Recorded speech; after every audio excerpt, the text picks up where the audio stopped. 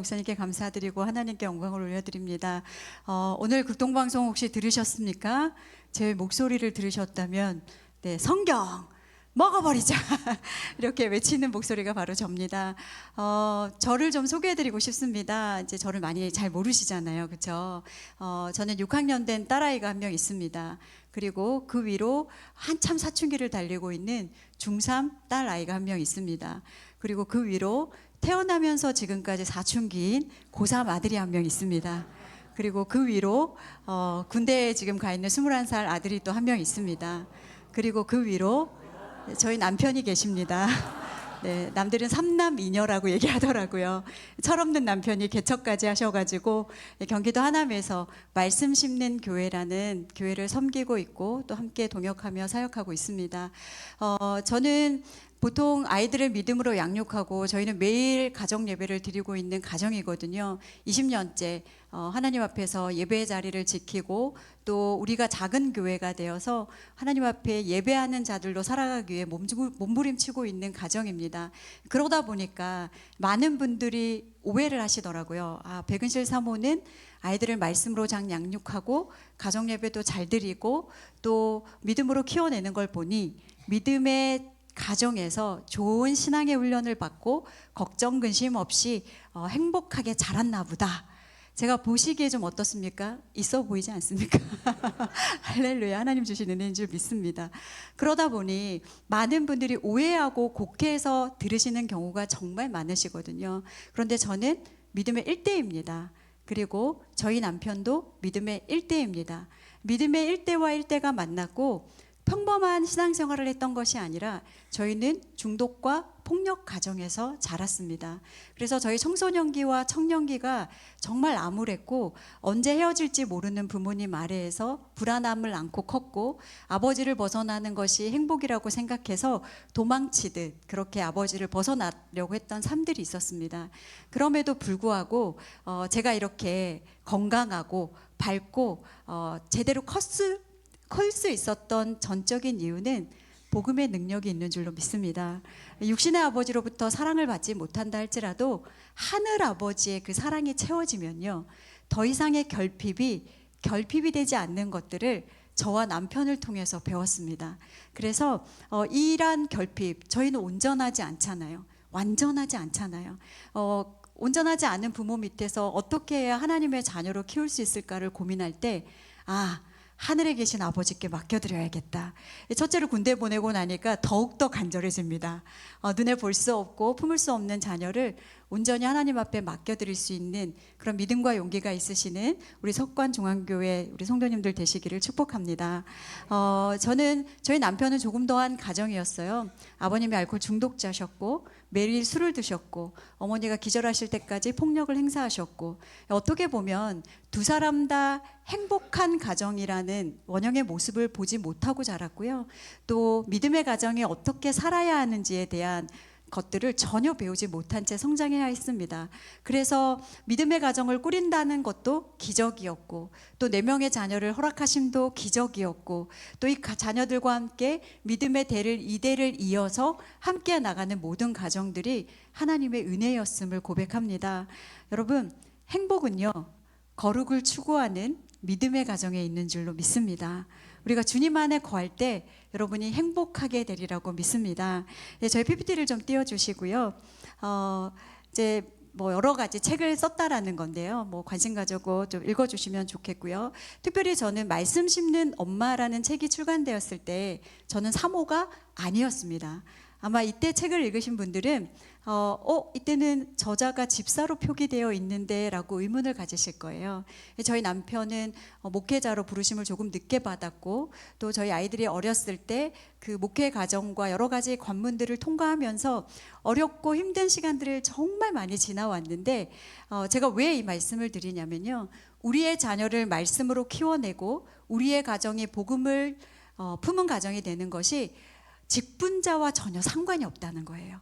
목회자 가정이든 어떠한 과정이든 하나님을 사랑하는 가정이라면 마땅히 그렇게 해야 되는 것이고 또 그 과정 속에서 하나님 주신 은혜를 누리며 나아가는 것이 가장 복된 삶이라는 것을 말씀드리고 싶습니다. 제가 한 4년 전에요, 새롭게 하소서를라는 프로그램을 출연하게 되었습니다. 그때 14년 전에도 한번 출연을 했었거든요. 그때는 임동진 지금은 목사님이 되셨죠. 장로님과 고은하 권사님이 이렇게 진행을 하실 때 한번 출연을 했었고, 또 4년 전에는 우리 주영훈 씨의 초대로 또 출연을 하게 되었는데, 그때 주영훈 씨가 이 얘기를 하더라고요. 자녀를 내가 키우면 내 수준으로 자라고 하나님이 키우시면 하나님의 수준으로 자란대요. 여러분은 누구의 수준으로 키우고 계십니까? 얄팍한 우리의 수준, 이 땅은요 유통기한이 있는 땅입니다. 지금 이제 저희 둘째가 고3이어서 이제 수시를 보러 학교마다 이제 시험을 치르러 다니고 있는데, 제가 그 아이에게 늘 강조하는 말이 있거든요. 은유야, 국영수는 너를 지켜주지 못한다. 국영수는 너의 인생을 책임지지 못한다. 하지만 하나님께 붙들림 바 된 인생은 끝까지 책임져 주신다. 네가 어디에 올인해야 되는지를 정확하게 인지해라라는 얘기를 정말 많이 했고 여전히 들려주고 있습니다. 우리가 다른 것들은 다 주님께 맡겨요. 하나님, 내 인생을 맡기겠습니다. 저는 모든 걸 맡기겠습니다. 근데 우리 애는 안 돼요. 주님 아시잖아요. 얘 이 고등학교 꼭 가야 돼요. 하나님, 얘는 이 대학 안 가면 안 돼요. 주님 아시잖아요. 제가 이 대학 보낸 다음에 하나님 영광 올려드리겠습니다 라는 새빨간 거짓말을 합니다. 하나님을 못 믿어요. 우리가 하려고 합니다. 그런데 우리가 말씀에 계신, 이미 창세기 1장 1절에 끝났잖아요. 태초에 하나님이 천지를 창조하시니라. 이 땅의 모든 것이 주님의 것이래요. 근데 특별히 역대상 말씀에 보면요, 부와 기가 주께로 말미암고 만유의 주제가 되시고 모든 영광과 승리와 위엄이 다 주님께 속해 있대요. 모든 사람을 크게 하심과 강하게 하심이 누구의 손에 있다고요? 주님의 손에 있다고요. 유통기한이 있는 100년이라는 유통기한이 있는 이 땅에서 우리가 얼마만큼 주무르고 주물러야 우리가 원하는 방식대로 우리의 자녀를 키울 수 있을까요? 이 자리에 계신 많은 어르신들께서는 아시잖아요. 우리의 자녀가 내 힘대로, 내 욕망대로, 내 욕심대로 키워지는 것이 아니라 하나님의 은혜대로 자란다라는 것을 너무나 잘 알고 계시리라고 믿습니다. 그렇다면 우리의 자녀를 우리의 손에서 우리의 원하는 방향대로 키워내는 것이 아니라 하나님이 원하시는 뜻대로, 주님의 사명대로 맡겨드릴 수 있는 믿음과 용기가 있으신 우리 성도님들 되시기를 축복합니다. 그러면 조금 원론적인 얘기를 조금 하겠는데요, 이 자리에 앞으로 부모라는 이름을 가지게 될 모든 분들은 사명자이십니다. 우리가 부모라는 이름은 자녀를 통해서 얻게 되는 유일한 이름이 부모입니다. 그런데 하나님은 우리를, 로마서 말씀에 보면요, 우리를 부르실 때 그 부르심에 합당한 사명을 주십니다. 콜링에는요 미션이 있더라고요. 그러면 부모의 콜링 앞에서 그 미션은 뭐냐면요, 오늘 제가 본문을 읽진 않았지만 신명기 말씀에 보면요, 너는 마음을 다하고 뜻을 다하고 힘을 다하여 내 하나님 여호와를 사랑하라. 먼저 명령하신 다음에 오늘 내가 내게 명하는 이 말씀을 너는 마음에 새기래요. 우리의 자녀에게 말씀을 먼저 가르치고 심기 전에 그 말씀을요 우리가 더 뜨겁게 사랑하고 마음에 새기래요. 그 다음에 내 자녀에게 부지런히 가르치래요. 집에 앉았을 때든지 길을 갈 때든지 누워있을 때든지 일어날 때든지 이 말씀을 강론하래요. 집 안과 밖은요 공간을 초월하는 것을 얘기합니다. 누웠을 때든지 일어날 때든지 시간을 초월합니다. 그렇다면 시공간을 초월해서 가르쳐야 될 대상이 누구냐면 우리 부모라는 것이죠. 우리가 어쩌면 신앙의 책임들을 교회에 물을 때가 있습니다. 근데 여러분 한번 생각해 보십시오. 우리가 일주일에요 165시간을 살아간대요. 그런데 그 모든 시간 속에서 단 1시간 교회 학교에 신앙교육을 맡겨놓고 우리 아이들에게 신앙교육을 다 해왔다라고 생각하신다면 이거 너무나 잘못된 생각이라는 것입니다. 우리의 삶의 전제 자리에서 내 자녀에게 부지런히 가르치라라고 명령하신 것은 부모에게 주신 사명이거든요. 그래서 우리의 자녀들을 그 신앙의 책임도 나중에 하나님이 부모에게 물으실 거예요. 그렇다면 나에게 맡겨주신 자녀가 1명이든 4명이든, 제가 정말 안타까운 것은 제 주위에 6명을 가진 가정이 있거든요. 제가 왠지 졌다라는 느낌이 들더라고요. 그래서 저희 아이들이 용기를 줍니다. 어머니 하실 수 있습니다. 지금도 하실 수 있습니다. 이런 용기를 줍니다. 중요한 것은 우리의 삶의 자리에서 믿음과 신앙은요, 유전되지 않습니다. 유전되지 않아요. 내가 가진 열심, 내가 가진 믿음, 내가 가진 신앙이요, 우리의 자녀에게 유전된다면 아무것도 하지 않아도 돼요. 왜냐하면 그대로 흘러갈 테니까.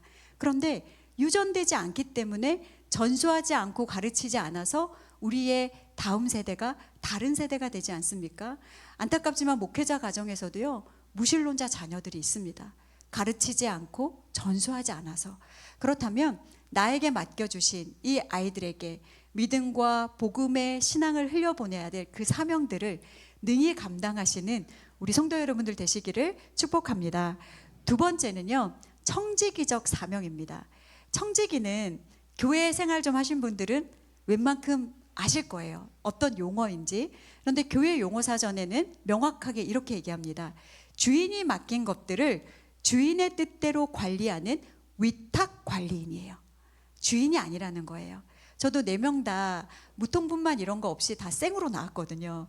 그러니까 더 제 자식 같을 때가 있어요. 그래서 얘는 뭐가 됐으면 좋겠고, 쟤는 뭐가 됐으면 좋겠고, 얘는 뭘 잘하니까 어떤 사람이 되었으면 좋겠다라는 제 욕심들이 스물스물 올라올 때가 있어요. 그럴 때마다 제가 하나님 앞에 고백하는 것은, 주님, 제 것이 아닙니다. 하나님의 자녀를 참부모이신 당신께서 직접 양육하여 주시옵소서.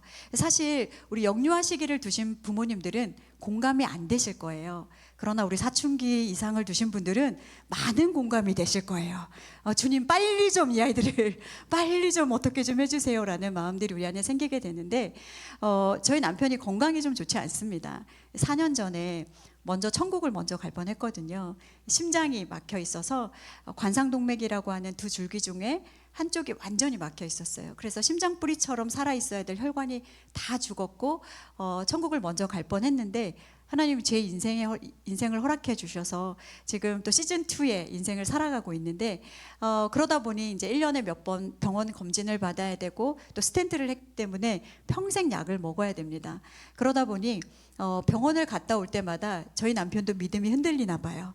그래서 4명의 자녀를 불러 세웁니다. 조이, 온유, 사랑의 시온이 나와봐. 아이들이 좀 착해갖고 쭈루룩 섰어요. 넷 중에 누가 의사 될래? 아버지, 노년에 돈 안 들이고 병원 좀 다니자. 특히 심장외과가 되었으면 좋겠다.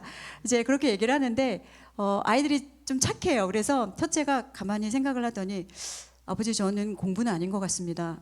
둘째에게 토스하겠습니다. 형, 나 예체능이야. 셋째에게 토스하는 거예요. 오빠, 나도 의사는 싫어. 그래서 어떻게 하다 보니 초등학생이 막내에게까지 넘어갔어요. 아버지, 시온이가 하기로 결정했습니다. 근데 막내가 얘기하는 거예요.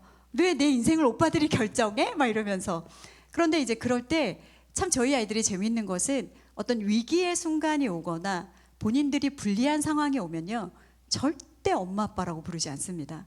이제 예를 들어서 이제 첫째가 군대 가기 전에 첫째 둘째가 심하게 싸운 날이 있었어요. 그래서 저희 남편이 훈육을 하러 이제 형제당 방문을 팍 열고 들어갔습니다. 너희들! 문을 딱 열고 들어갔는데 저희 첫째 둘째가 태세 전화를 하는 거예요. 이 목사님, 저희 방에 웬일이십니까? 갑자기 저희 남편이 아버지의 정체성을 잃고 목사의 정체성을 잃고 들어가서 신방을 하게 된 사건이 있었습니다. 기도해주고 나오고. 근데 이제 이날도 이렇게 얘기하는 거예요.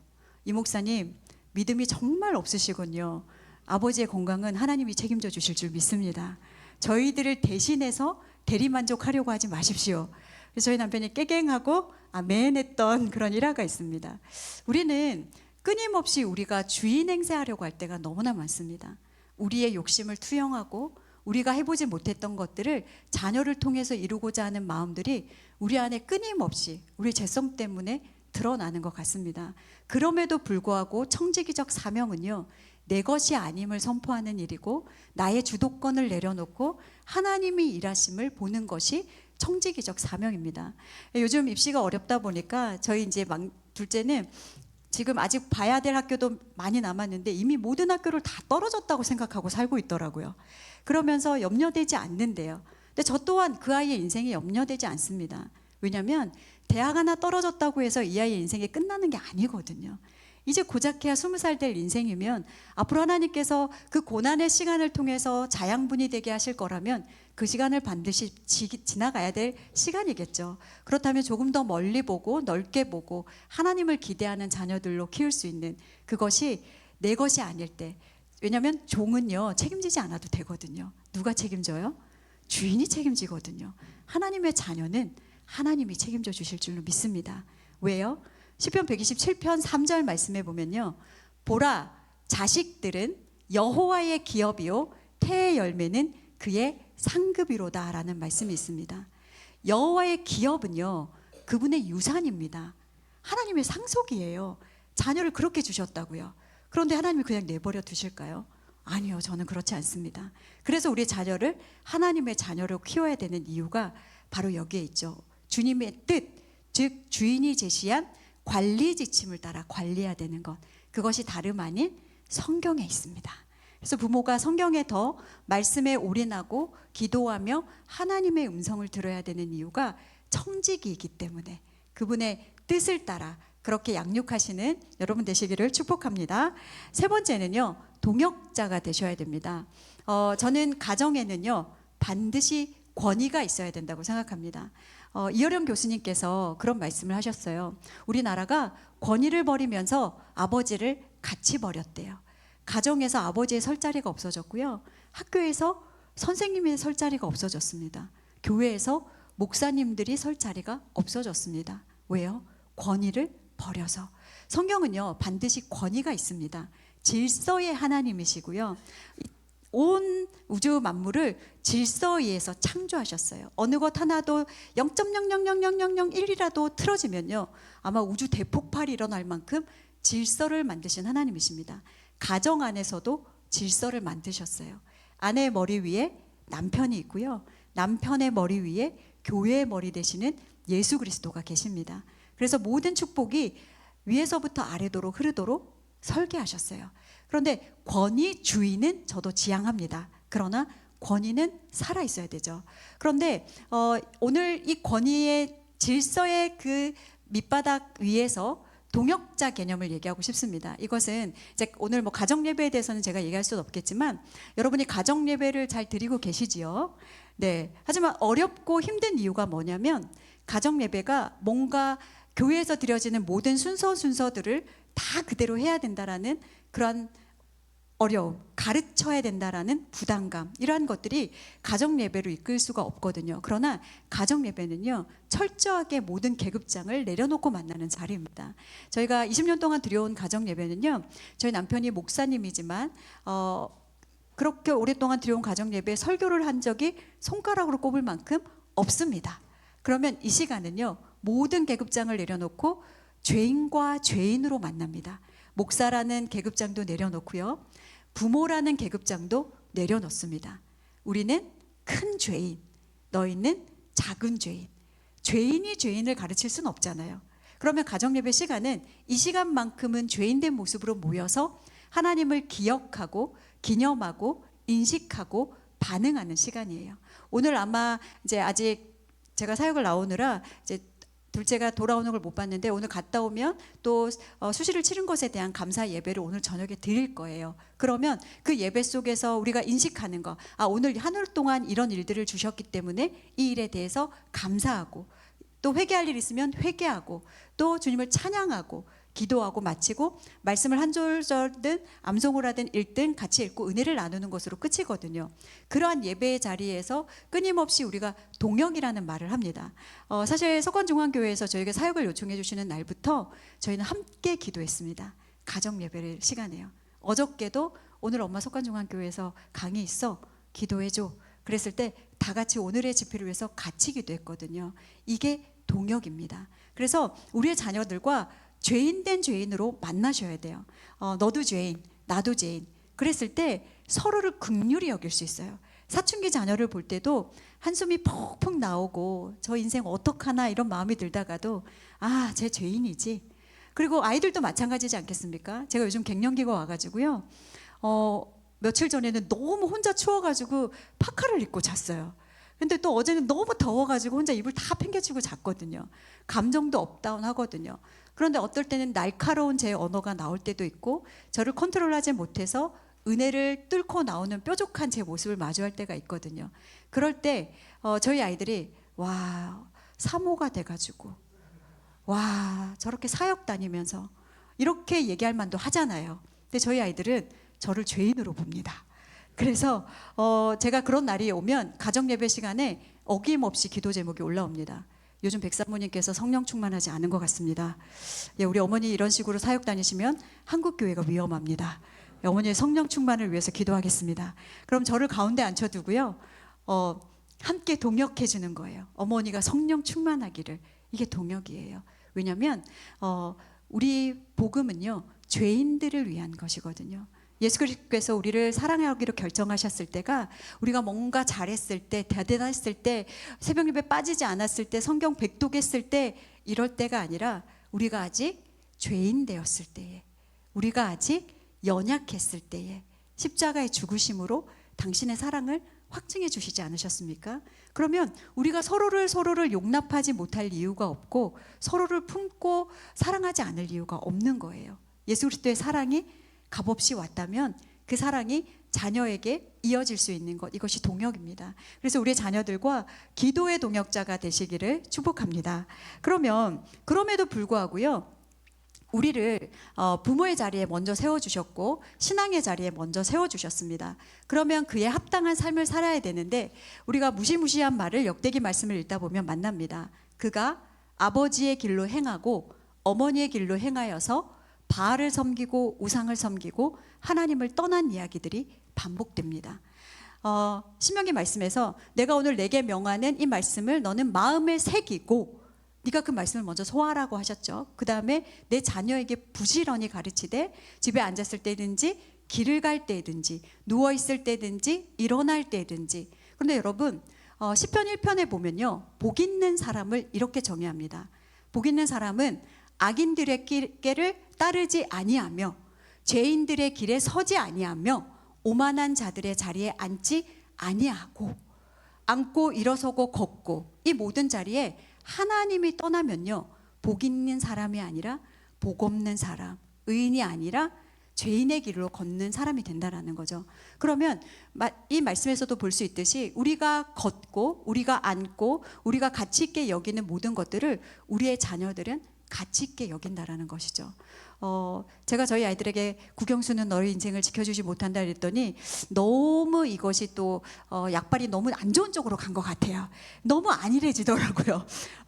그러나 중요한 것은 너의 인생의 책임자가 누구이고 너의 인생을 붙들고 있는 그 하나님이 어떤 분이신지를 우리의 자녀들에게 부지런히 가르칠 때 우리 마지막 절에 나와 있는 요시아가 정말 다윗의 길로 행하여서 하나님이 이런 자가 전에도 없고 후에도 없었다라고 칭찬하시는 것처럼 우리의 자녀를 이 세대에 그런 자녀로 키워내실 수 있는 믿음과 용기가 있으시기를 축복합니다.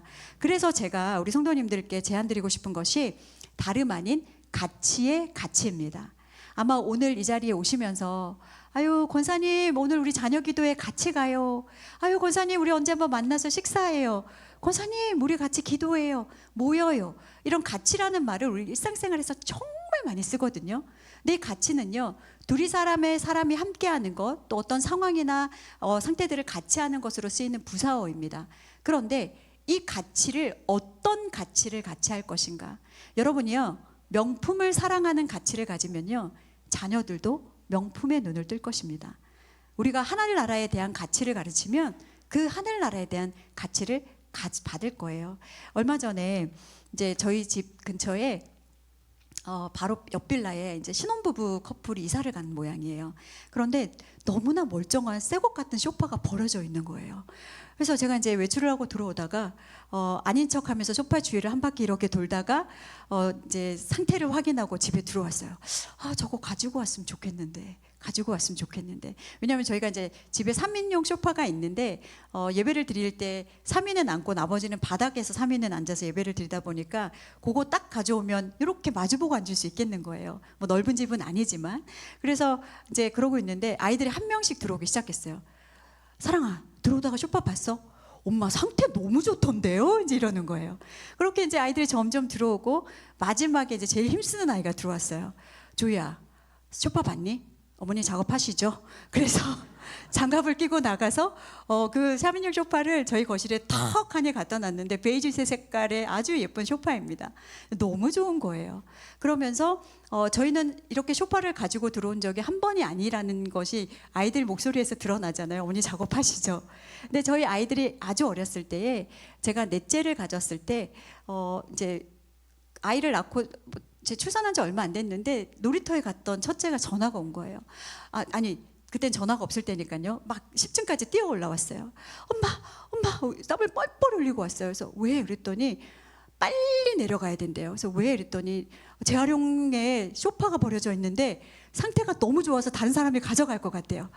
그래서 언니야, 조이야, 엄마가 지금 아기 낳은 지 얼마 안 돼서 힘을 쓸 수가 없어. 그리고 아빠 올 때까지 기다리자. 엄마 그러면 그 사이에 없어질걸요? 그러는 거예요. 그래서 세상에 그 3명의 꼬꼬마 아이였던 3명의 아이와 제가 내려가서 이제 2인용 소파였습니다. 소파를 들고 거실에 딱 갖다 놨어요. 근데 그날 퇴근하고 왔던 저희 남편이 깜짝 놀라는 거예요. 아니 이게 뭐냐고. 아니 이걸 어떻게 들고 왔냐고 이제 깜짝 놀라는 거예요. 근데 저희 아이가 뭐라 그랬냐면요. 아빠, 엄마가 바닥에 앉아서 수유하는 거 되게 힘드셨는데 하나님이 주셨다요. 이렇게 얘기하는 거예요. 근데 제가 그 말을 듣고 그 자리에서 엉엉 울었어요. 우리가 어쩌면 아이들 시선에서는 왜 우리는 맨날 주워와요? 왜 우리는 맨날 누가 주는 거 입어요? 왜 누가 우리 맨날 물려 입어요? 이렇게 얘기할 수도 있잖아요. 근데 저희를 공급해 주시는 그 하나님의 손길들을 만날 때마다 저희 아이들의 입술에서는요. 누가 주셨어요? 와, 하나님이 또 주셨어요? 그분을 위해서 축복기도 해야겠네요. 그것이 저희 가정의 문화였습니다. 그게 다름 아닌 가치의 가치라는 거죠. 메이커를 입지 않아도 내가 메이커인 거예요. 내가 메이커면요 어떤 걸 입어도 괜찮습니다. 우리의 정체성에 온전하게 서 있으면 어떤 곳에 살아도 괜찮고요. 저희는 반지하에서도 너무나 힘들게 산 적이 있거든요. 그럴 때 아이들이 입술 통해서 고백하더라고요. 우리가 반지하에서 곰팡이 냄새가 가득한 곳에 산다고 우리의 인생이, 우리의 정체성이 달라지는 거 아니잖아요. 그 고백이 너무나 고맙고 감사한 시간들이 있었습니다. 그렇다면 어떤 가치의 가치를 심어줄 것인가?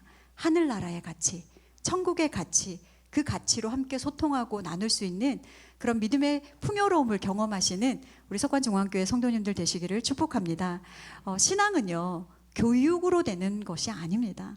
신앙은 결국 삶이어야 돼요. 삶, 같이 살아내고 경험하고 하나님의 실제를 우리의 삶 속에서 경험할 수 있는 것, 그것이 입술로 고백되어지고 하나님께 영광이 되어지는 것, 그것에 가치의 가치를 품고 나아가시기를 축복합니다.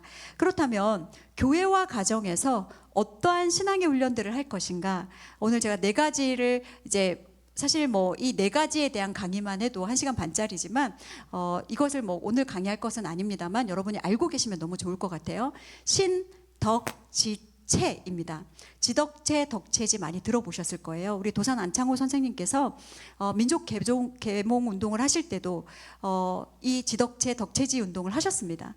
그러나 지식이 뛰어난들 체력이 되지 않으면 이것들을 이룰 수 없고 이런 것들을 얘기하시면서 강조하셨던 부분들이 있었습니다. 그런데 우리 신앙의 사람들이요 가장 빠져있는 한 가지가 있었던 것이 신 부분입니다. 그래서 우선순위가 절대 바뀌어서는 안 됩니다. 베드로서 말씀에도 있지만 하나님의 신성한 성품에 참여하기 위해서는 믿음의 덕을, 덕의 지식을, 지식의 절제 인내해서 믿음으로 시작해서 사랑으로 완성되게 설계해 놓으셨어요. 그런데 우리는 무엇이 제일 먼저 앞서 있을까요? 지. 언제부터요? 태에서부터. 잉태한 요즘 젊은 어머님들이요 영재 태교하느라고 아주 난리입니다. 뇌태교하죠, 수학태교하죠, 이중언어 태교하죠. 뱃속에서부터 천재 아이를 만들기를 위해서 혈안이 되어 있어요. 그때부터 두려움이 시작돼요. 이 시기에 영유아 시기에 소근육 발달, 대근육 발달 안 하면 우리 아이 큰일 날 텐데. 하나님의 성경의 말씀이 기준이 아니라 세상이 기준이 되었고 카더라가 기준이 되면서 우리의 자녀들을 하나님의 방법대로 키우는 것이 아니라 AI가 제시하는 방법대로 키우고 있는 우리 세대들이 지금 너무나 많다라는 거죠. 그렇다면 절대 바뀌지 않아야 될 것이 신, 덕, 지, 체 우선순위인데요. 신은요 경건한 믿음입니다. 우리가 천국에 입성하기 위해서 모든 것들을 해야 되는 영적인 근력을 쌓고 훈련해야 되는 모든 것들을 얘기합니다. 성경을 읽고 암송하고 예배드리고 기도하고 신앙생활의 총체적인 것들을 얘기하겠죠. 묵상하고 헌금생활하고 주님 앞에 드려지는 모든 시간들이 신 부분입니다. 덕은요 성숙한 인격이에요. 우리가 말씀을 소유했다면 성화의 과정을 이루어 가듯이 우리가 말씀을 가진 사람들이 성품이 나쁠 리가 없잖아요. 계속해서 하나님을 닮아가고자 하는 욕망이 우리 가운데 있기 때문에. 그래서 인격, 성숙된 인격을 이 덕 부분입니다. 그 다음에 지는요, 하나님이 주신 지혜와 명철을 어떻게 우리가 준비하고 해서 결국 하나님께 영광을 올려드릴까. 그 다음에 체는 몸된 성전인 우리의 몸을 성결하고 정결하게 건강하게 관리하는 것, 이것이 신, 덕, 지, 체입니다. 그래서 우리의 자녀들, 이미 이제 자녀들을 다 키우셨다면 절대 우리는 다 키웠고 이미 장성했고 출가시켰는데 뭐 이런 거 들어서 뭐 하겠나, 절대 그러시면 안 됩니다. 왜냐하면 거짓이 없는 믿음을 소유했던 디모데에게는요, 유니게라는 어머니가 있었지만 그의 외조모 로이스가 있었어요.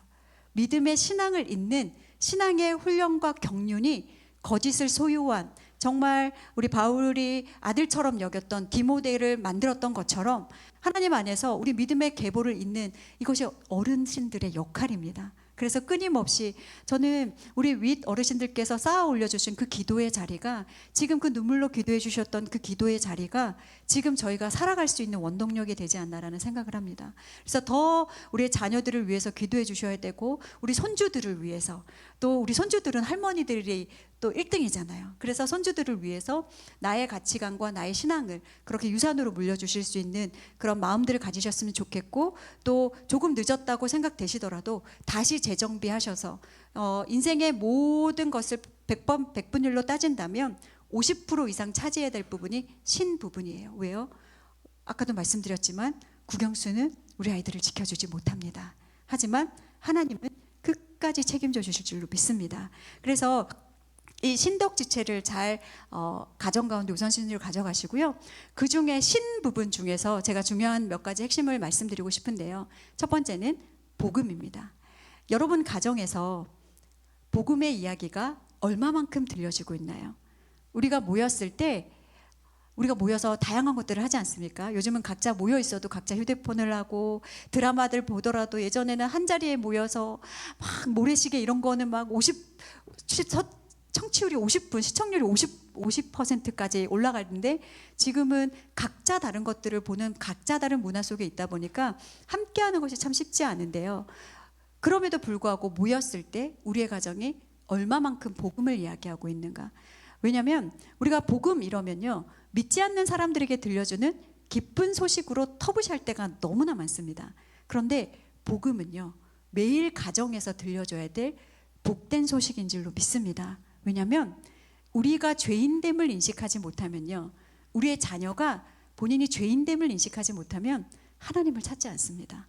요즘 너무나 풍요로운 시대예요. 하나님 위에 뭐가 있냐면요, 챗GPT가 있어요. 바로바로 응답을 해주고 바로바로 제시를 하는 챗GPT와 동행을 합니다. 하나님의 그 기다림의, 기도의 기다림, 하나님이 인내의 자리에서 눈물로 살아내야 될 많은 자리들을 우리 청소년기, 우리 모든 세대가 이제는 너무나 당연시 여겨지는 시대에 살아가고 있다라는 것이죠. 그런데 가장 중요하고 기본적인 것은 다시 복음이에요. 다시 말씀이에요. 그래야 우리가 죄인됨을 인식해야 천국을 소망하게 되고, 예수 그리스도가 온전한 구원의 은혜이고 구원의 자리로 나아가는 온전한 길인 것을 인식해야 하나님을 찾거든요. 그래서 가정 가운데서 끊임없이 얘기해 주셔야 돼요. 너 죄인이다. 너를 위해서 예수 그리스도께서 십자가에 못 박히셨다.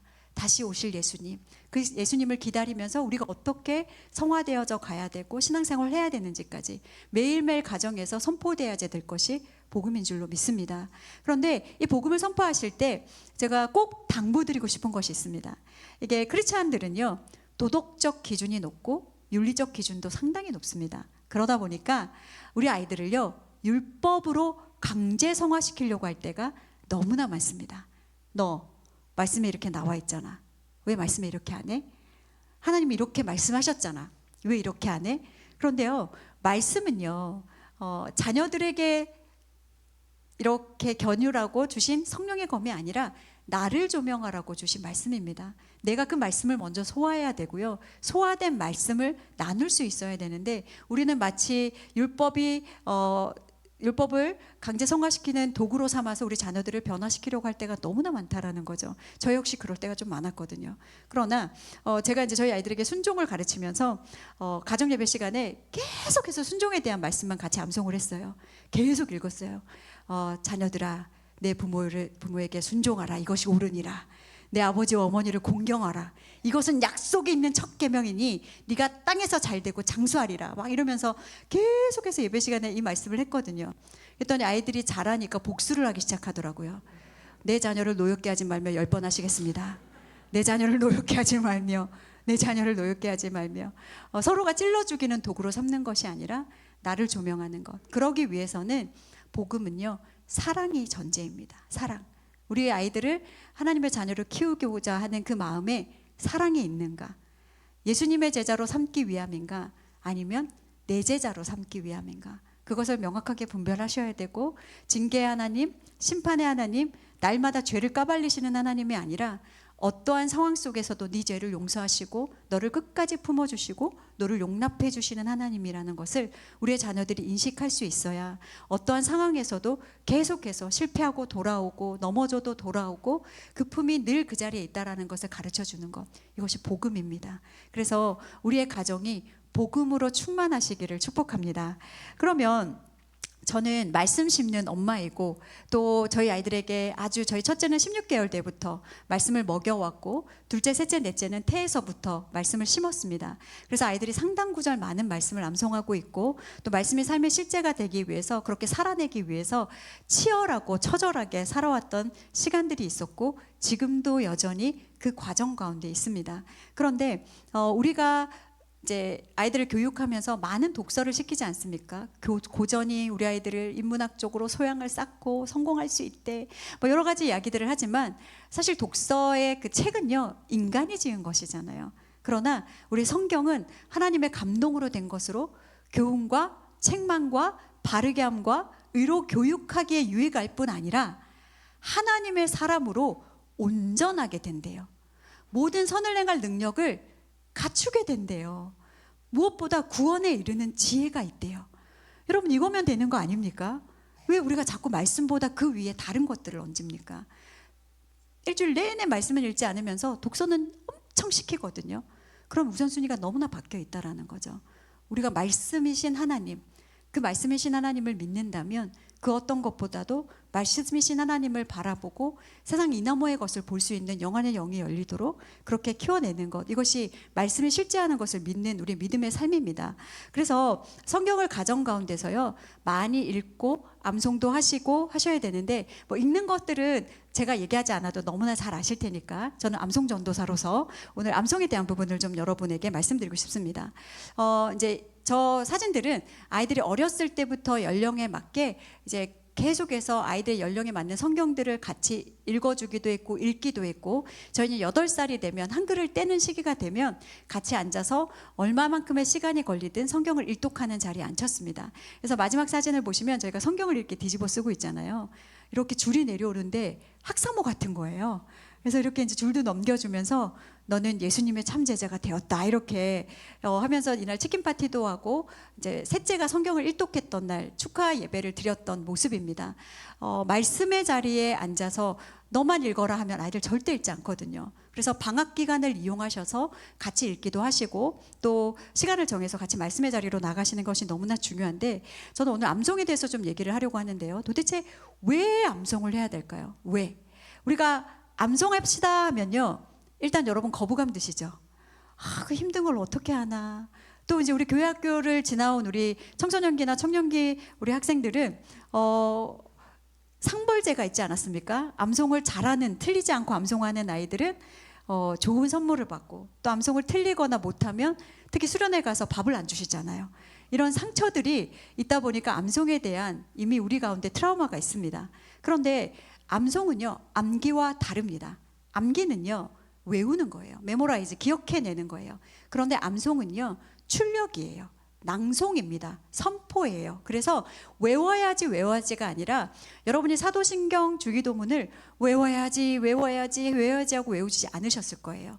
매 주일 동일한 시간에 읊조리시다 보니 자연스럽게 여러분에게 사도신경과 주기도문이 새겨지신 것처럼 말씀 암송도 똑같습니다. 삶의 자리에서 똑같은 말씀을 계속 선포하시다 보면 그 선포한 말씀이 계속해서 읊조려지는데요. 저희 교회는 작은 개척교회이지만 감사하게도 가난한 성도도 있고 교회를 단 한 번도 다니지 않았던, 저희는 VIP라고 부르는데 VIP 성도들도 몇 분 계십니다. 그런데요, 놀랍게도요, 기신자들은 암송합시다 하면은 뻣뻣해지지만 초신자들은요, 당연히 해야 되는 것으로 알고 너무나 쉽게 받아들입니다. 저희 교회 첫 교회에 와서 작년 연말에 이제 크리스마스 때 세례를 받은 형제가 있는데, 그 형제가 저희가 세례를 받기 전에 믿음의 고백을 하게 합니다. 그런데 그게 구원에 관련된 말씀을 4절 정도 암송을 시킵니다. 성도들 앞에서 본인이 암송하는 거예요. 모든 사람이 죄를 범하였음에 하나님의 영광에 이르지 못하더니 그리스도 예수 안에 있는 속량으로 말미암아 값없이 의롭다 하심을 얻은 자 되었느니라. 하나님이 세상을 이처럼 사랑하사 독생자를 주셨으니, 이런 구원의 말씀들을 본인의 입으로 선포하면서 이 선포한 말씀을 누가 제일 먼저 들을까요? 본인이 먼저 들어요. 믿음은 언제 자랄까요? 들을 때 자라요. 그래서 암송을 하실 때는 소리를 내셔야 되고, 소리 내시면서 그 선포한 말씀을 들으셔야 됩니다. 그래서 아마 극동방송을 들으시는 분들은 아실 거예요. 제가 소리 내서 따라하세요, 소리 내서 선포하세요, 3번 따라하세요, 4번 선포하세요, 이런 얘기를 하는 이유가 계속해서 들리게 해야 된다는 거죠. 그런데 암송은 여러 가지 힘이 있지만 여러 가지 이런 이유를 차치하고요, 말씀이신 하나님이시기 때문입니다. 태초에 말씀이 계시니라. 이 말씀이 하나님과 함께 계셨으니 이 말씀은 곧 하나님이시니라. 말씀이신 하나님을요, 여러분 믿으십니까? 아멘 안 하면 이단이에요. 우리는 성경의 절대적 가치를 다 믿는 사람들입니다. 다시요. 말씀이신 하나님을 믿으십니까? 아멘. 저도 믿습니다. 그러면 그 말씀이신 하나님이 우리 안에 거하시는 이 영광스러운 일을 하지 않을 이유가 없어요. 말씀이 육신이 되어 우리 가운데 거하심에 우리가 그의 영광을 보니 아버지의 독생자의 영광이요 은혜와 진리가 충만하대요. 여러분, 은혜와 진리가 충만하다고요. 우리가 말씀을 내 마음에 모시지 않을 이유가 없는 거예요.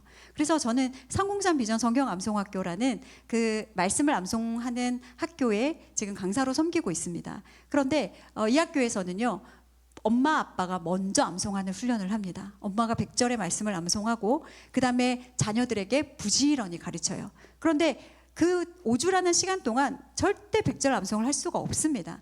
그래서 가정 안에서 계속해서 되뇌이는 거예요. 저도 집안 곳곳에 붙여두고요, 아침에 일어나면 루틴이 제가 외운 말씀을 제 손글씨로 써서 벽에 서서, 왜요? 내 집 문설주와 바깥문에 기록하라고 하셨으니까 붙여놓고 저 소리내서 읽는 거예요. 반복해서. 그렇게 해서 반복해서 읽다 보면 어느 순간 제 입술에서 말씀이 터져 나오는 것들을 경험하게 되었고, 제가 말씀을 씹는 엄마, 말씀을 먹는 엄마가 되기 전에 말씀을 먹지 않았더니 저의 계획과 저의 자아와 저의 경험을 따라 자녀를 양육하려고 하더라고요.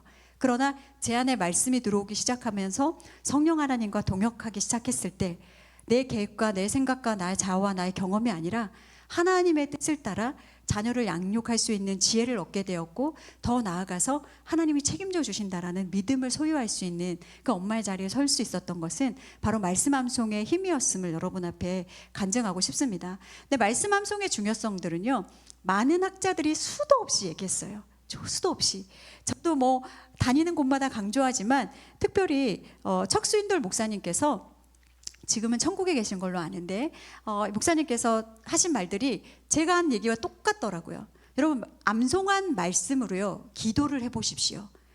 그렇게 파워풀할 수가 없습니다. 왜요? 하나님의 음성을 바로 듣는 거거든요. 여러분, 하나님의 음성 듣고 싶습니까? 유튜브에 보면은요, 하나님의 음성 듣는 법 여러분 한번 찾아보세요. 수천 건이 올라와 있습니다. 근데 정말 조심하셔야 되는 건요, 저희가 이단 강의를 들어보니 유튜브에 올라와 있는 하나님의 음성 듣는 법 거의 70-80%가 이단이 만들어 놓은 것들이 너무나 많습니다. 정말 정확한 하나님의 음성은요, 이미 성경 66권에 다 있습니다. 그 말씀을 내 마음에 담으면요, 그 말씀을 읊조리면서 주님의 음성을 듣게 되는 거예요. 그래서 기도 생활은 강화되고요, 확신 지수가 높아지고요, 또 하나님과의 계속 개선 관계의 확장을 통해서 성령 충만한 삶을 살게 되는 것, 이것이 말씀 암송의 당위성이자 은혜입니다. 우리가 AI 시대를 살아가면서 이제 학생들이 그런 질문을 해요. 저희 아이도 그런 얘기를 했거든요. 엄마, 이제 뭐 이렇게 자꾸 말씀을 외우시려고 하세요. 한 10년쯤 후면 엄마 머리에 이제 하나 박아드릴게요. 이렇게 칩을 박아주겠대요. 그러면 제가 그때 성경 66권 다 넣어드릴게요. 이제 이런 얘기를 하더라고요. 물론 그런 시대가 올지도 모르겠습니다만, 정보는요, 손끝을 통해야 얻어지는 것이 정보입니다. 내가 챗GPT한테 무엇을 물으려고 해도요, 나의 음성 인식을 통해서 혹은 손끝을 통해서 내가 필요한 정보를 받기 위한 것을 AI라고 하죠. 그런데 우리가 말씀을 암송하는 것은요, 내 손끝을 통해서 얻어지는 것이 아니라 성령의 역사를 통해서 얻어지는 거예요. 성령의 알고리즘을 통해서 1:1 관계를 맺고 그때그때 필요한 상황 속에서 우리와 더 내면화, 그러니까 신앙의 내면화를 쌓게 되고요, 또 더 나아가서 정서적인 안정과 건강을 얻게 되고요. 암송학교에 오신 분들 중에 우울증에 계신 분들도 계시고, 또 폐쇄공포증, 여러 가지 질병을 안고 오시는 분들도 계십니다. 그런데 수백 절 암송하고 나서요, 뭐라고 말씀하시냐면요, 병이 고쳐진 것이 아니라 마음의 태도가 달라졌다고 얘기하세요. 정말 그렇게 우울증에 계셨던 한 권사님께서 밤에 잠이 안 오셔서 불면증으로 고생을 하시는 분이셨는데, 어차피 못 자는 거 괴로운데 그냥 암송이나 해야겠다 했는데 천절을 암송하신 거예요. 앉아서 반복하시고 주기도문 순으로 천절을 암송하신다니까요. 아유, 나이가 들어서 나는 이제 암송이 더 이상 안 되지. 여러분, 절대 아니에요. 저희 남편이 부사역자로 있을 때 교회에서 권사님 시편 암송반을 이렇게 했습니다. 그러면서 시편 50편을 이제 몇 주 동안 같이 암송을 했는데요, 너무 잘하시는 거예요. 왜 잘하시냐면요, 사모함이 특심이세요. 그 다음에 기도가 쌓여 계세요.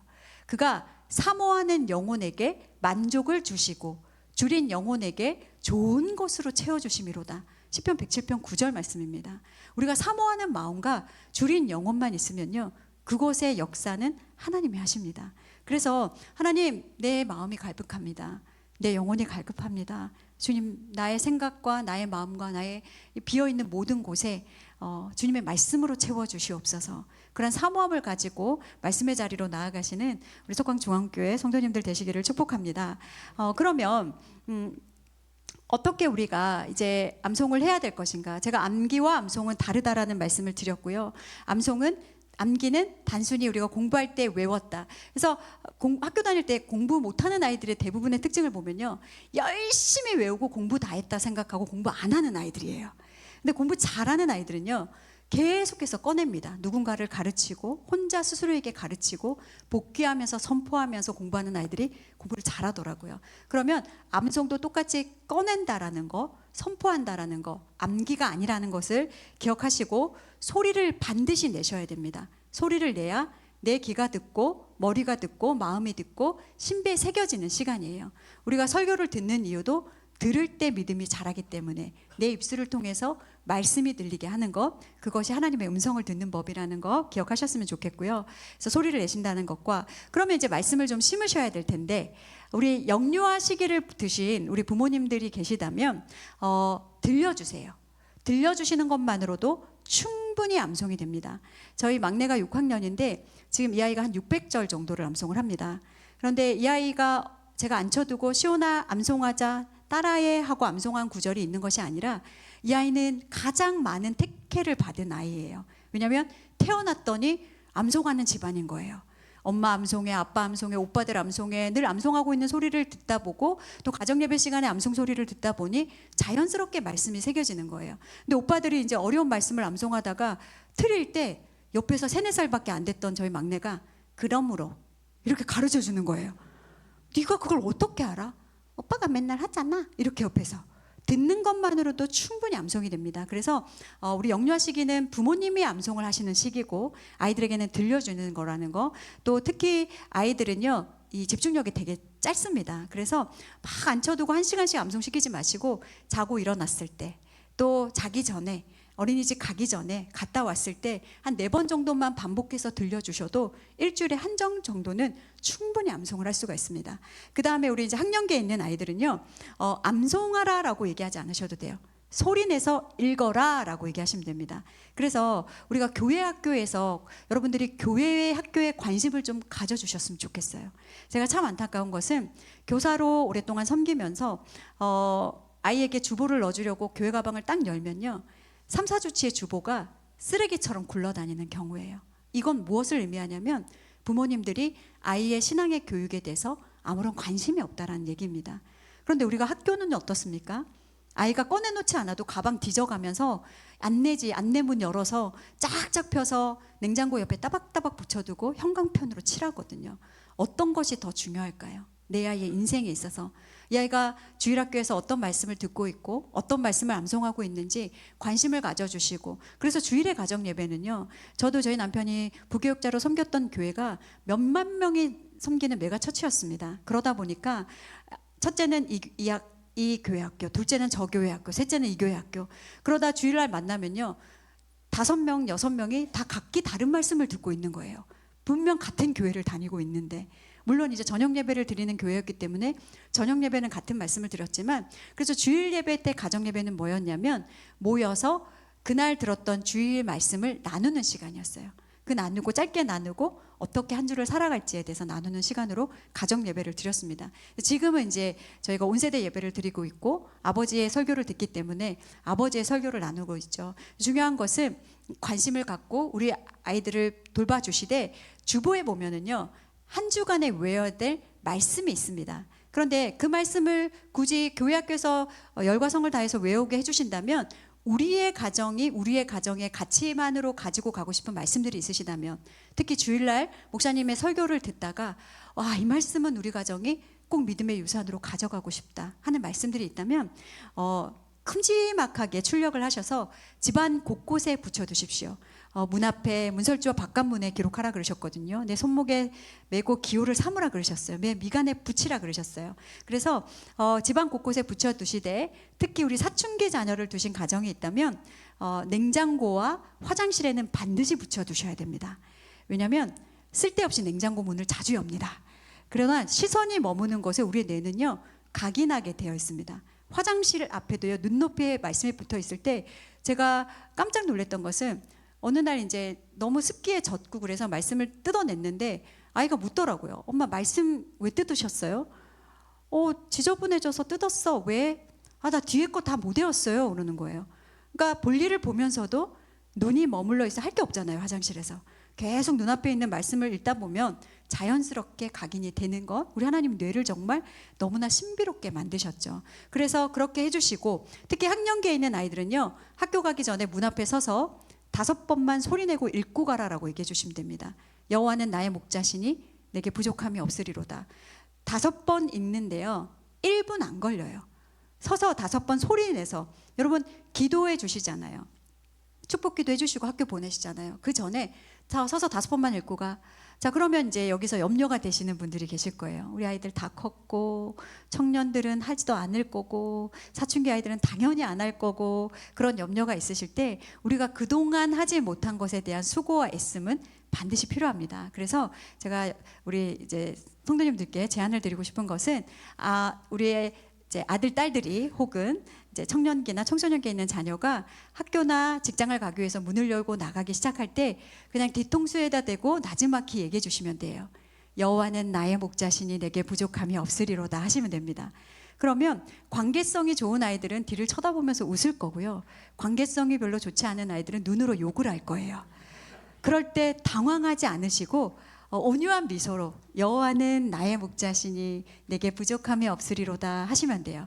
그런데 개 중에는 몸으로 저항하는 아이들이 있기도 합니다. 하지 말라고, 어디서 뭐 듣고 왔냐고 막 이러면서. 그럼에도 불구하고 문을 열고 나갈 때까지 어떻게 하신다고요? 여호와는 나의 목자시니 내게 부족함이 없으리로다 해주시는 거예요. 문을 닫고 엘리베이터를 타고 혹은 계단으로 내려가는 순간 아이가 일어나서 처음 듣는 그 첫 소리를요, 우리의 뇌는 중요한 정보로 받아들입니다. 그래서 하루 종일 생각나게 해요. 여러분 경험이 있으신지 모르겠지만 저는 고등학교 때요. 이렇게 1시간 거리에 있는 고등학교를 다녔는데 버스 기사님을 어느 기사님을 만나느냐에 따라서 저희 하루가 결정이 되는 거예요. 뽕짝 기사님을 만나잖아요. 국어 시간에도 드드륵 드득 끙뜩 이게 계속 들려요. 수학 시간에도 들리고 집에 갈 때까지 들리더라고요. 그런데 아이가 학원 가고 직장 갔다가 올 때도 문 열고 들어갈 때 아유 고생했다 밥 먹어라 이런 얘기 일절하지 마시고 뭐 하라고요? 여호와는 나의 목자시니 내게 부족함이 없으리로다 하시면 아이들이 이제 미쳤구나 제대로 미쳤구나 이제 광신대가 되어가는구나 이런 얘기도 할 거예요. 그럼에도 불구하고 계속해서 하시다가요 한 일주일 만에 멈춰 보십시오. 그럼 아이들이 궁금해합니다. 오늘 왜 안 해? 두려워하면서 왜 안 하냐고 해요. 계속해서 그렇게 들려주실 때 우리의 뇌가 작용하고 우리는 뇌 가소성이라는 것이 있는데요. 쓰지 않는 뇌는 쇠퇴되게 있지만 다시금 쓰는 뇌는요. 하나님께서 다시금 그 뇌를 활성화시키도록 우리 뇌를 만드셨어요. 그래서 지금 멈춰 있는 것들이 있다면 특히 말씀 암송은요. 우리 어르신들에게도요. 치매 예방에 너무 좋습니다. 저희 친정어머님은 치매 예방을 위해서 이걸 하시거든요. 이거보다는 말씀 암송이 훨씬 좋습니다. 기억력을 깨우고요. 언어를 깨우고요. 저의 스승이신 고 여운학 장로님께서는 90세에 모든 사역을 마무리하시고 천국을 가셨습니다. 그때까지도 성경을 1200절을 암송하셨어요. 영어로 암송하시고 그런데 발음이 새는 경우가 없으셨어요. 90세까지도 강의를 하시고 두어 달 만에 천국을 가셨거든요. 그걸 보면서 이 말씀의 은혜가 이렇게 크고 놀랍구나를 저도 몸소 경험할 수 있었고요. 그 다음에 말씀이 우리의 가정에 실제가 되게 하기 위해서는 꺼내셔야 돼요. 그냥 말씀 듣고 일주일 돌아가서 녹슬게 만드는 것이 아니라 은혜 받은 말씀을 계속해서 자녀들에게도 꺼내시고 가족 단톡방에도 보내시고 나 이런 은혜 받았다 하고 보내시고 계속해서 사용하시는 거예요. 근데 특별히 가정 안에서 암송어 말씀을 어떻게 꺼내시냐면 가정 예배 때 꺼내셔야 돼요. 저희는 계속해서 반복하거든요. 새롭게 외웠던 말씀 오늘 같이 한번 다 같이 해보자. 그러면 쭉 같이 암송하기도 하고요. 또 언제 꺼내시냐면 일상생활 가운데서 저희 목표가 있습니다. 제가 하나님께서 언제 저를 천국에 데려가실지 모르겠지만 그 세워주신 그 날까지 아이들에게 저의 잔소리는 남지 않고 하나님의 말씀이 남았으면 좋겠습니다. 저희 아이가 그런 얘기를 하더라고요. 엄마 잔소리는요 그 아이가 정의해줬어요. 오르신 말씀인데 기분 되게 나쁜 게 잔소리래요. 들어보면 다 맞대요. 근데 기분이 나쁘대요. 근데 잔소리는 자녀를 변화시킬 수 없더라고요. 그러나 살아계신 하나님의 말씀은 변화의 자리로 이끕니다. 왜냐하면 모든 사람을 온전하게 하고 선을 행할 능력을 갖추게 하신다고 하셨으니까. 그래서 어떻게 꺼내시냐면 저는 운전을 하다가 산이 막 나오면요. 얘들아 산 보니까 기억나지 않냐? 시편 121편 암송하자. 내가 산을 향하여 눈을 들리라. 나의 도움이 어디서 올까? 나의 도움이 천지를 지으신 여호와에게서로다. 아이들이 기억하면 기억하는 대로 못하면 못하는 대로 저는 들려주는 거예요. 또 요즘에 하늘이 너무 예쁘잖아요. 또 석양이 질 때 하늘이 너무 예쁘지 않습니까? 그럴 때 하늘 보니까 얘들아 시편 19편 생각나지 않냐? 하늘이 하나님의 영광을 선포하고 금창이 그의 손으로 하신 일을 나타내는도다. 날은 날에게 말하고 밤은 밤에게 말하고. 이게 모든 자리에서 제가 기억날 때마다 들려주는 것이었어요. 근데 이제 저희 남편이 조금 늦게 신학을 했다고 했잖아요. 근데 이제 예전에는 모든 양육의 퍼센테이지가 50대 50이었거든요. 정말 다자녀였기 때문에 남편의 도움이 정말 많이 필요했는데 남편이 딱 목회자가 되고 나니까 퍼센테이지가 98대 2로 바뀌는 거예요. 이 98을 혼자서 짊어지려니 너무나 힘들었어요. 특히 교회 아이들마다 이제 제가 넷째를 잉태하고 첫째 들여보내고 둘째 들여보내고 셋째 들여보내고 또 모아서 점심 먹이고 하루 종일 기다렸다가 저녁 예배 드리고 내가 예배를 드리려고 오는 건지 아이들 뒤치다꺼리를 하러 오는 건지 도대체 나의 정체성이 사라진 것 같은 그 어려운 시기를 겪어갔을 때 제가 교회 가는 게 너무나 힘든 거예요. 그래서 이제 집에서 교회까지 한 20분 거리였는데 운전을 하고 갈 때마다 제가 때로는 울면서 때로는 선포하면서 시편 100편을 읊조렸습니다. 온 땅이여 여호와께 즐거운 찬송을 부를지어다. 기쁨으로 여호와를 섬기며 노래하면서 그의 앞에 나아갈지어다. 감사함으로 그의 문에 들어가며 찬송함으로 그의 궁정에 들어가서 그의 이름을 송축하며 그의 이름을 성축할지어다. 여호와는 선하시니 그 인자심이 영원하고. 계속해서 반복해서 그 말씀을 읊조리면서 그렇게 가니까 살 것 같은 거예요. 말씀이 내 안에서 일하시니까. 그런데 어느 날 뒷자리에 앉아있던 저희 아이들이 그 말씀을 다 외웠더라고요. 그러면서 그 아이들의 인식 속에는 엄마가 교회 갈 때마다 암송하는 말씀은 시편 100편이었어요. 이렇게 믿음의 유산을 흘려보내주시는 거예요. 그래서 저는 이 다음에 제가 이 땅에 없을 때 아이들이 기억했으면 좋겠어요. 아, 엄마 눈만 보면, 바다만 보면 맨날 시편 8편 암송하셨지. 생각난다. 여호와 우리 주여 주의 이름이 온 땅 위에 어찌 그리 아름다운지요. 그런 믿음의 고백을 할 수 있다면 그것이 저는 자녀 양육 성공했다고 믿습니다. 그래서 참 감사한 것은 저희 남편의 인생의 말씀이 시편 23편 말씀인데요. 생일 때마다 또 아이가 태어났을 때도 이렇게 이제 태줄 자르고 나면 아버님 덥다 한마디 하세요 이렇게 말씀하시잖아요. 근데 그때 주저주저 하지 않고 저희 남편은 4명의 아이들 다 그 삐덩어리 머리에 손을 얹고 시편 23편을 1절부터 6절까지 다 암송을 해주었거든요. 그런데 대부분의 간호사들이요 한 2절 정도 하면요 아버님 그만하실게요 이렇게 얘기하세요. 그러나 이제 아이를 막 분리시켜요. 근데 저희 남편은 끝까지 따라가서 왜냐하면 복을 주고 싶은 거잖아요. 아버지의 권한으로. 그렇게 이제 23편 말씀을 읊조려 주었는데 이제 아이들이 세대가 바뀌고 아이들이 자라고 나니까 매해 생일 때마다 저희 남편에게 그 말씀을 선물로 주고 있습니다. 아이들이 손을 뻗어서 여호와는 아버지의 목자시니 아버지가 부족함이 없으리로다. 근데 저희 남편이 그때마다 정말 많은 눈물을 흘리는데 중요한 것은 이번에 군대를 갔는데 이 아이가 편지에 그런 글을 썼더라고요. 아버지가 저에게 주셨던 시편 23편 말씀을 새기고 있고 생각하고 있고 사망의 음침한 골짜기에서 해를 두려워하지 않을 것은 주께서 나와 함께 하신다라는 것을 늘 이렇게 되뇌이고 있다라는 얘기를 했을 때 너무나 감사했습니다. 여러분 믿음의 유산을 무엇으로 흘려주시겠습니까? 여러분 돈 많지 않으시잖아요. 먹고 살 수 있을 만큼 주실 수 없으시잖아요. 저는 늘 그러거든요. 저희 아이가 어느 날 전화가 왔어요. 엄마 치킨 먹고 싶어요. 엄마는 아니요 이번 달은 조금 빠듯해서 치킨 안 될 것 같아. 하나님께 구해봐. 또 하나님 어떻게 역사하실지 모르잖아. 그런데 그렇게 했던 날 이 아이가 기도했는데 누군가 치킨 쿠폰을 보내준 날이 있었던 거예요. 할렐루야. 그런데 어느 날 이제 또 그런 날이 왔어요. 어머니 혹시 기도 응답 못 받으셨어요? 그러는 거예요. 무슨 응답? 하나님 저한테 분명히 기도 응답 주셨는데 엄마가 치킨 사주신다고?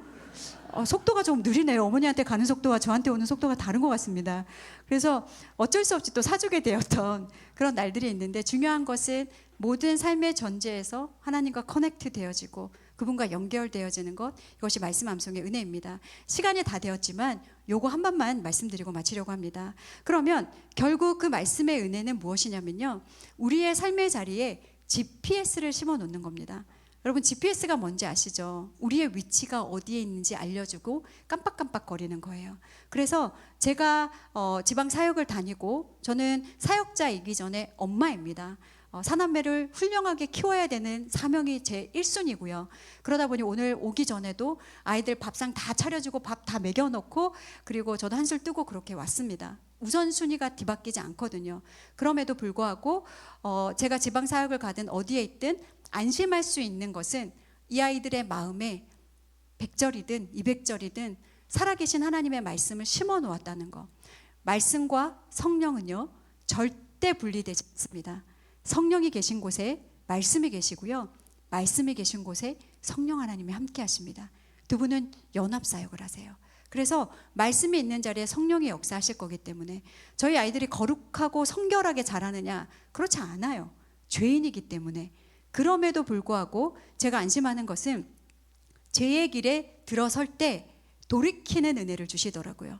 너희는 이 세대를 본받지 말고 오직 마음을 새롭게 함으로 변화를 받아 하나님의 선하시고 기뻐하시고 온전한 뜻이 무엇인지 분별하도록 하라라는 말씀을 심겨놨더니 어떠한 자리에 가든 갈등하는 자녀로 크는 것을 볼 수 있었습니다. 믿음의 자녀는요 갈등해야 돼요. 말씀이 없으면 갈등하지 않아요. 왜요? 죄의 길에 가는 것이 너무나 쉽거든요. 하지만 말씀이 내 안에 있을 때 내가 주께 범죄하지 않으려고 주의 말씀을 내 마음에 두었나이다. 시편 기자의 고백처럼 그 자리에서 갈등하고 돌이키고 갈등하고 돌아오고 복음의 자리에서 다시 역사할 수 있는 것, 이것이 말씀의 은혜이고 더 나아가서 정체성과 세계관과 분별력이 확고해지는 것. 지금은요, 우리나라가 좀 어떻습니까? 이념과 사상에 흔들리는 나라가 되었습니다. 좌우를 떠나서 기준이 없어졌어요. 그러나 우리 자녀들에게 명확한 기준. 저는 지금은 초등학교로 명칭이 바뀌었지만 저는 국민학교를 나왔거든요. 근데 국민학교 때 제일 먼저 했던 게 뭔 줄 아시죠? 기준. 그러면 앞으로 정렬, 뒤로 정렬이었잖아요. 그러면 우리의 인생의 가장 확실한 기준은 말씀인 줄로 믿습니다. 우리의 자녀들의 인생에도 그 기준이 국영수가 아니라 말씀인 줄로 믿습니다. 그렇다면 우리가 말씀을 새기지 않을 이유가 없고 말씀을 우리 마음에 새기지 않을 이유가 없는 거예요. 살아계신 하나님의 말씀을 여러분 마음 가운데 모시고요. 고 연학 장로님께서 말씀 암송에 대해서 이렇게 정의해 주셨습니다. 말씀 암송은 말씀이신 하나님을 내 마음에 모셔드리는 거룩한 수고요 즐거운 노동이래요. 거룩한 수고와 즐거운 노동을 거부하지 않으시는 우리 석관중앙교회 말씀을 사모하시는 성도님들 되시기를 마음 다해 축복합니다. 기도하겠습니다. 좋으신 하나님 감사합니다. 부족하고 죄 많고 허물 많고 연약한 우리를 주님의 자녀 삼아 주셨습니다. 그럼에도 불구하고 부모의 자리에 세워주셨습니다.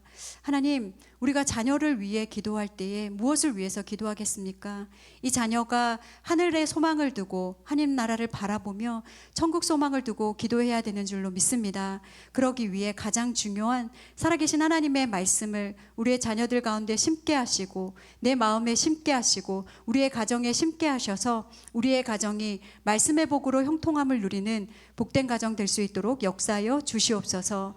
모든 감사와 영광 주님께 올려드립니다. 지금도 설화 역사하시는 예수님의 이름으로 기도드립니다. 아멘.